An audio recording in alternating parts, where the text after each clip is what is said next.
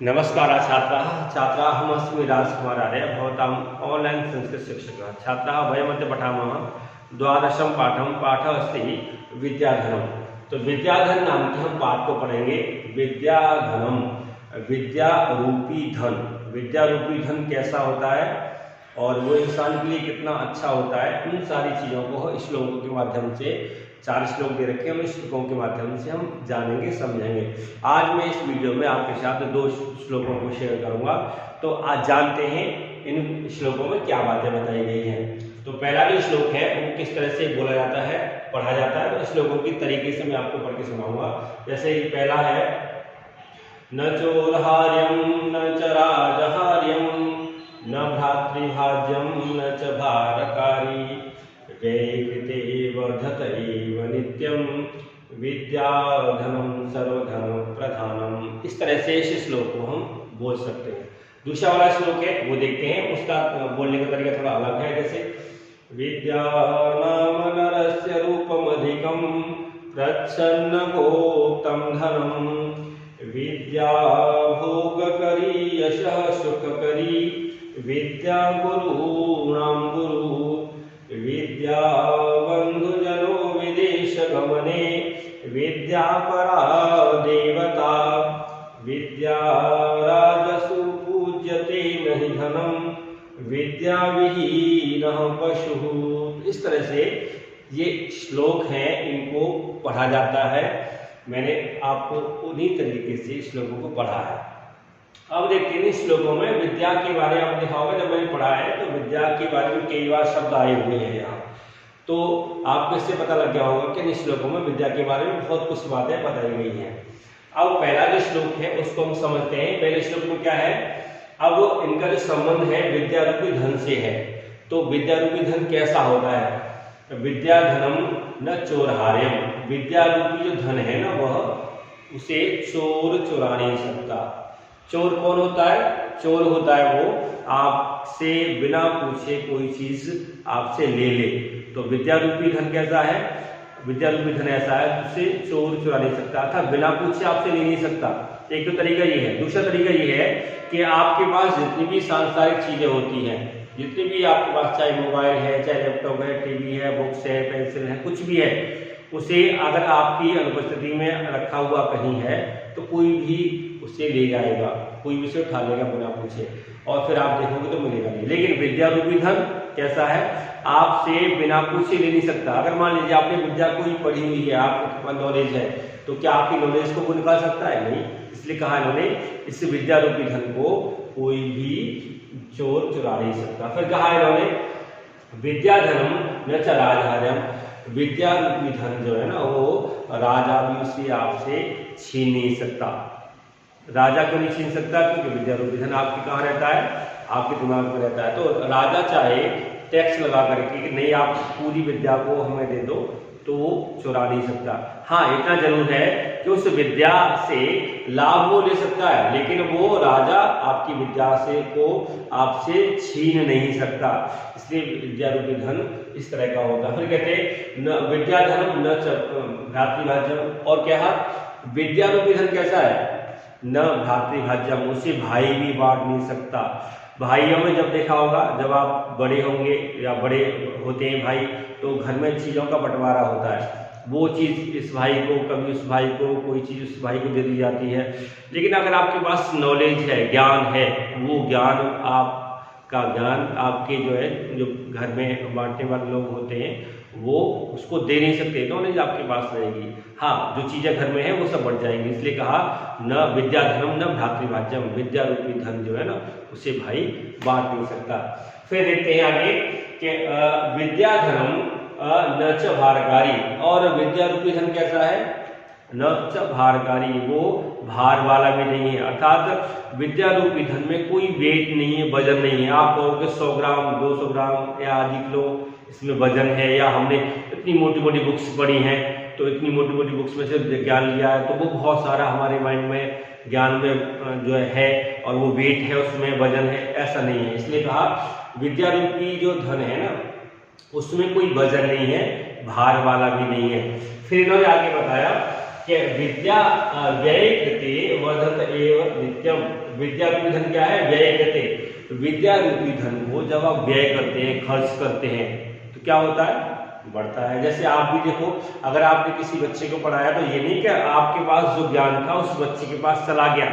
हाँ, इतना जरूर है, आप उस ज्ञान से उस बच्चे को थोड़ा लाभान्वित करेंगे, उस बच्चे को देंगे, तो उस बच्चे के पास जाए न जाए, वो बच्चे की पावर है, वो बच्चे की शक्ति है, कितना वो ग्रहण कर रहा है। लेकिन हाँ, आप अगर उससे पढ़ा रहे हो तो आपका जो ज्ञान है ना वो जरूर बढ़ेगा, क्योंकि पढ़ने से ज़्यादा पढ़ाने में नॉलेज जो है ज़्यादा बढ़ती है। इसलिए कहा विद्या रूपी धन क्या है? वो व्यय कृते वर्धते एव नित्यम। वो व्यय करने पर, खर्च करने पर बढ़ता ही है। वो कैसा है? ये नहीं नित्यम कहा इन्होंने, हमेशा बढ़ता है। ये नहीं कि आपने आज पढ़ाया आज नहीं बढ़ेगा, कल पढ़ाया तो कल बढ़ेगा, नहीं, हमेशा जब भी जितनी भी बार पढ़ाओगे वो चीज़ें आपको और पक्की हो जाएंगी, वो चीज़ें और आपको अच्छी हो जाएंगी, इजीली आप इन चीज़ों को समझ पाओगे।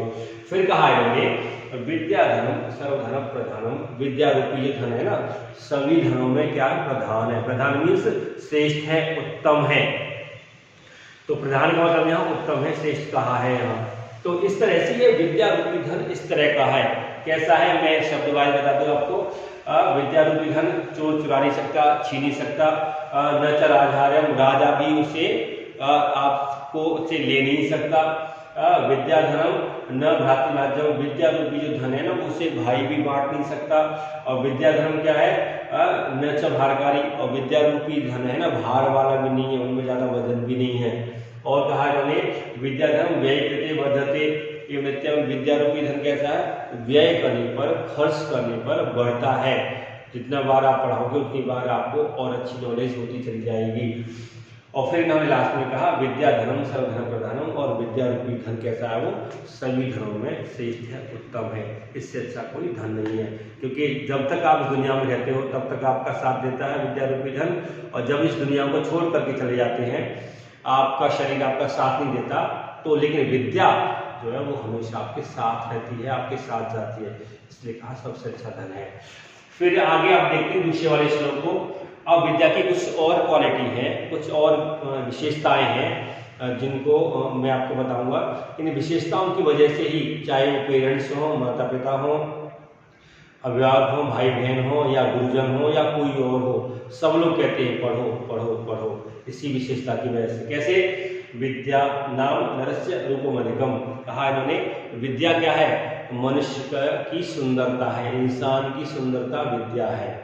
जितना इंसान अच्छा पढ़ता है उतनी इसकी सुंदरता जो है ना, सुंदरता फिजिकली मेंटली दोनों तरह से होती है। आप बाहर की सुंदरता देखो, चाहे मानसिक सुंदरता देखो, अगर उसने विद्या को अच्छी तरह से पढ़ा है तो वो कभी किसी के बारे में गलत सोचेगा नहीं, कभी किसी के साथ गलत करेगा नहीं। इसलिए कहा विद्या जो है इंसान की सुंदरता है। फिर कहा इन्होंने आगे कि प्रच्छन्न गुप्तम धनम। विद्या क्या है? छिपा हुआ धन है। आपके माइंड में छिपा हुआ धन है विद्या। संसार में कोई ऐसी चीज नहीं बनी कि वो नाप के बता दे आपको नॉलेज कितनी है। इसलिए कहा कि विद्या हमारी सुंदरता है, बाहर की सुंदरता है, आंतरिक सुंदरता है, और विद्या हमारा छिपा हुआ धन है। फिर देखते हैं आगे सेकंड वाली लाइन में, विद्या भोग करी। विद्या क्या है? भोग करी है। अर्थात आप अगर विद्या पढ़ लेते हैं, सांसारिक चीजों को जान लेते हैं, तो उन चीजों को जानने के बाद उनका उपयोग आप कर सकते हैं। अगर आपके पास विद्या नहीं है, जैसे मान लीजिए आपके पास लैपटॉप की नॉलेज नहीं है, तो आपके सामने रख दो, आप क्या कर पाओगे? आपके पास फोन की नॉलेज नहीं है, नहीं चला सकते आप फोन को अच्छी तरह से। आपके पास बाइक चलाने का कोई आइडिया नहीं है, नहीं कर सकते आप राइडिंग उस पर। इसी तरह से विद्या जो है इन चीजों को आपको सिखाती है, बताती है, तो आप उनका उपयोग कर सकते हैं। इसलिए कहा विद्या भोग करी है। विद्या सांसारिक चीजों को आपको दिलाने वाली होती है। फिर आगे कहा सुख कर यशः। यशः मीन्स यश दिलाने वाली होती है। संसार में जितने भी लोग अच्छे पढ़े लिखे होते हैं उनको सब लोग अच्छी तरह से सम्मान की दृष्टि से देखते हैं। और फिर कहा सुखकरी, सुख देने वाली होती है।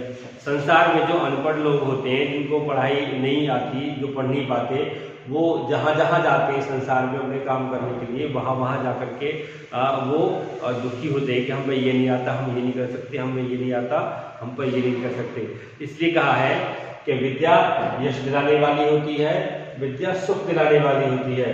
और विद्या गुरु नाम गुरु, और विद्या क्या है? गुरुओं का गुरु होती है। अर्थात हमारे जो गुरु हैं, जो आपको पढ़ाते हैं, वो पढ़ाने वाले गुरुओं को भी विद्या पढ़ के भी गुरु बने हैं वो। इसलिए कहा उन गुरुओं की गुरु विद्या है, अर्थात वो विद्या सबसे श्रेष्ठ है, उत्तम है, जो गुरुजन पाए हैं। और गुरुजनों ने भी विद्या को पढ़ा है, फिर उन गुरुजनों ने भी उस विद्या को पढ़ा है, तब जाकर के वो पढ़ाने लायक बने हैं। इसलिए कहा वो गुरुओं का भी गुरु विद्या है। फिर कहा इन्होंने आगे, विद्या बंधु जनो विदेश गमने। और विद्या क्या करती है?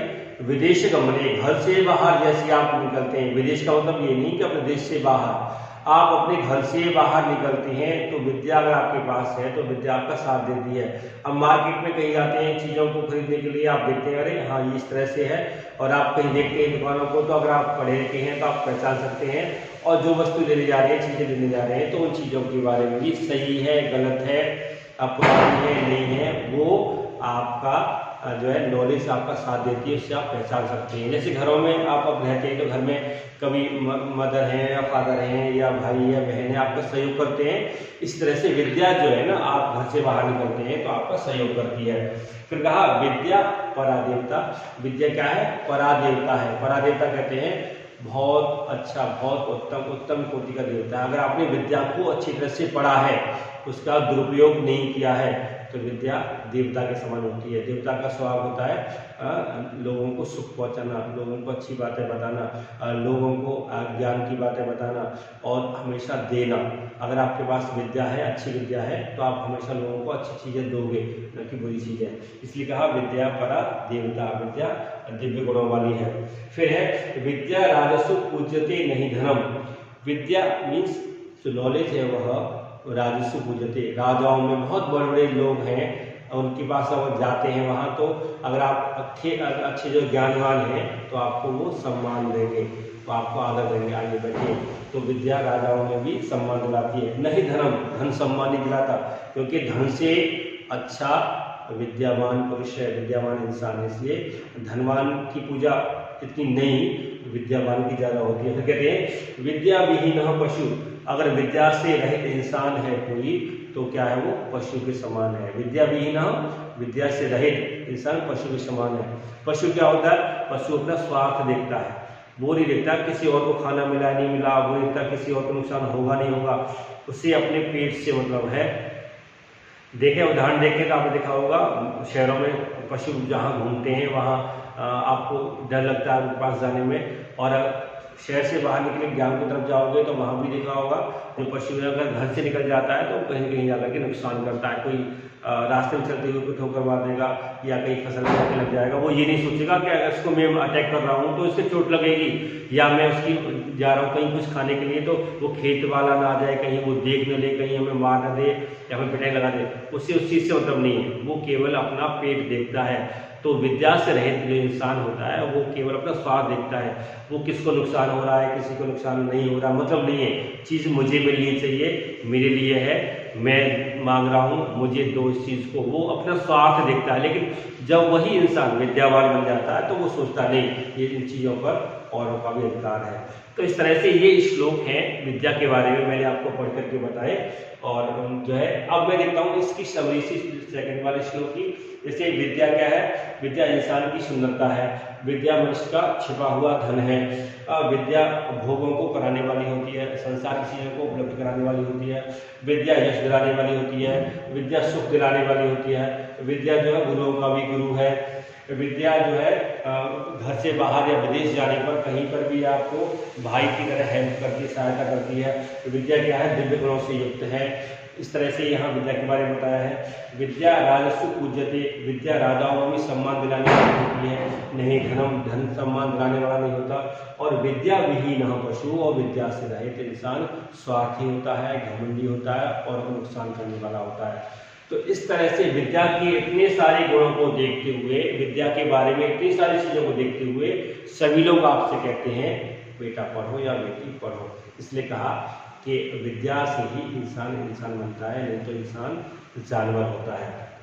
तो बच्चों मुझे लगता है मैंने जो बातें आपको बताई इन श्लोकों के माध्यम से, मुझे लगता है ये बातें आपको अच्छी लगी होंगी और अच्छी लगेंगी, क्योंकि आगे आपके पास अगर थोड़े बहुत संस्कार हैं विद्या के तो इन चीज़ों को समझोगे, और नहीं है तो उन संस्कारों को पाने की कोशिश करोगे। तो बच्चों इस वीडियो में आज मैं इतनी चीज़ों को रखता हूँ, और आगे के जो श्लोक हैं वो आगे कुछ शेयर करेंगे। धन्यवाद।